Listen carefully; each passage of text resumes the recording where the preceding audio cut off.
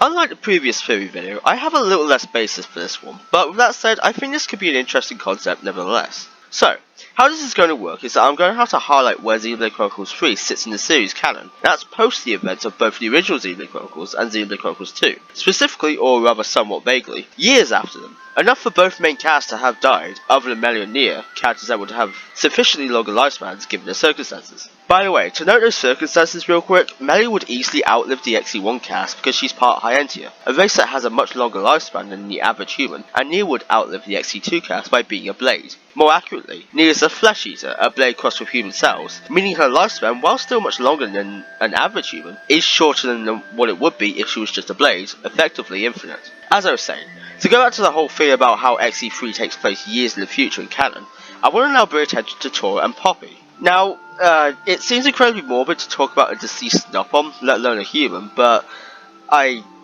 kinda need to here, so bear with me. Poppi, if you didn't know, is an artificial blade built by Tora to fulfill his dreams of becoming a driver, as he lacked the aptitude to resonate with core crystals. Despite being a robot though, basically, throughout the game of XE2, Poppi slowly starts to show more human traits, notably in her voice, first sounding more monotone, much like a robot would, towards the beginning of the game, then sounding more human-like as the game goes on. It's really cool if subtle detail that I really love about Poppi's character, and this allows for more emotionally potent scenes in the late game, with great line deliveries from Arena Lee, Poppi's VA, like this one for example. Didn't you?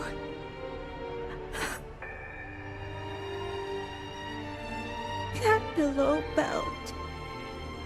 Please.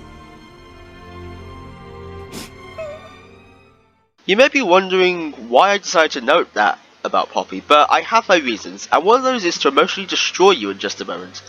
I'm really sorry.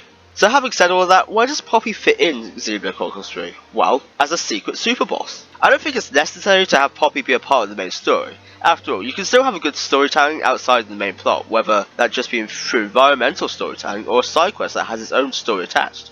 And I think you do a little bit of both with Poppi here. First off, yes, we'll be playing with the absolutely unhinged trope again because, well, her Masterpon is no more. Her love interest, I guess you could say. I'm not absolutely 100% on that, but it can be safe to assume that's the case, considering a number of the relationships in XE2 do have the undertone about them. So Poppi could be a side quest related super boss, one of the late game ones, obviously, and the premise could be that following the fall of both Agnes and Keeves, a powerful presence has been detected within one of the late game regions, and you're set off to investigate what it is on the basis of it potentially being the key to answers to what this world is, because I imagine that's a mystery that will play a big part in XE3's story. Upon getting to the location, there was no sighting at first, but after a few seconds, the sound of thrusters can be heard and the entity flies into frame, that entity being Poppi. But, as opposed to her normal appearance, she's rusted, damaged, decaying. She's not exactly in the condition we once knew her, and with an unknown amount of time having passed since her Masterpon, well, passed, she's unhinged, and without a second thought, she attacks the group, starting the battle. And this isn't just a battle with Poppi Alpha, as she's known officially, but it's a 3-stage fight that features all 3 forms of Poppi, Alpha, QT, and QT Pi. Each one is progressively harder than the last, and throughout the battle, you can hear Poppi saying stuff like, "Where is Masterpon?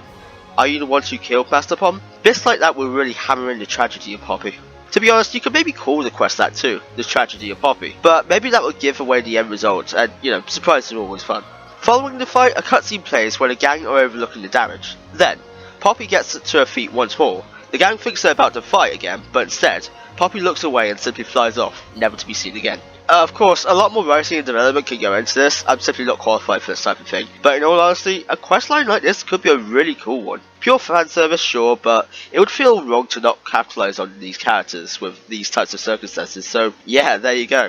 Again, this was just a bit of fun, so take this with a pinch of salt. But whatever happens, I know for sure Xenoblade Chronicles 3 will be a fantastic and an emotionally hard-hitting one.